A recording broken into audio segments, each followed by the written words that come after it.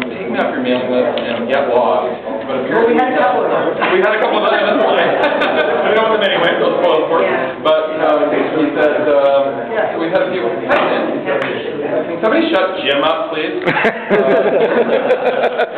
So we just thought we'd try this interview for a couple of minutes and see where it goes. I don't know the questions, you guys, which is the best thing. So, hi Elizabeth, how are you? Welcome. So, I'll give you a little background on that. I sent out a survey to, I guess, about 200 people. Do we know 200 people? I don't know. It was your mailing list. Okay. And about more than 50 people actually took the time to sit down and reply and ask questions. So it was kind of nice to get the answers back. And like I say, John doesn't know what these questions are, so they're kind of right off the wall. So you're going to get John kind of ad-libbing everything here.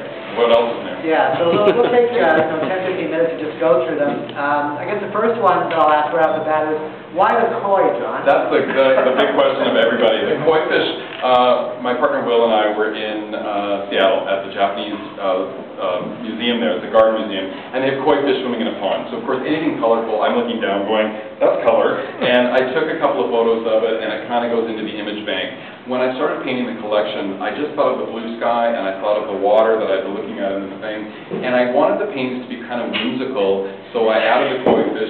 To me, they kind of look like kites, kind of like clouds. I just wanted them to be whimsical, so it's just this correlation between that. And it was funny because I liked painting the koi at first, and I thought it was sort of a springboard to the collection, but as I got more and more into the subject of painting the buildings, the koi sort of took a back seat and became less interesting as I was suddenly painting a whole new subject of buildings.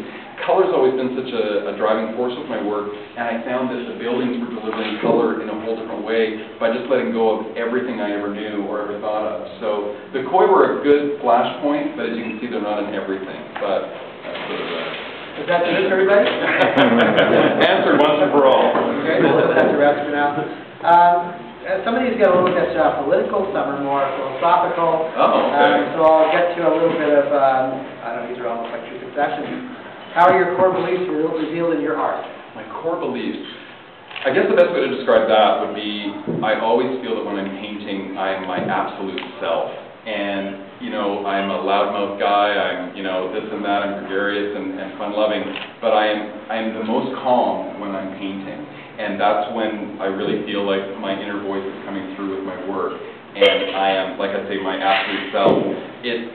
People say they want to watch me paint. I'm like, it's really not that interesting because I'm multitasking. I'm doing a whole bunch of things, but it's all part of this sort of creative stirring that's going on. Painting is really production time. The rest of my life is when I'm figuring out that vocabulary about what I want to communicate.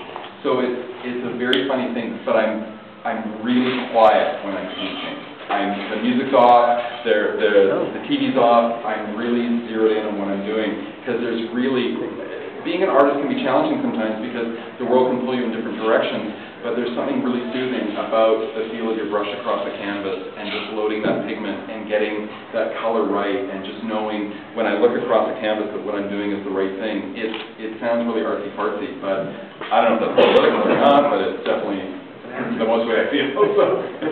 Okay. Yeah, moving on. Just another question. Where do you get your inspiration from? Oh, God. Yeah, so some of it. Everything.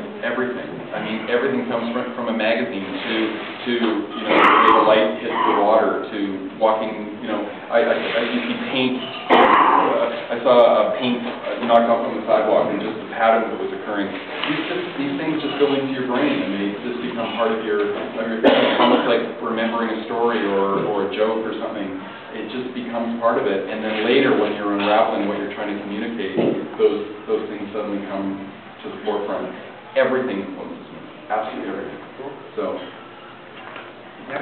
sure. We'll just go through these. Okay. I feel like Brian Monahan.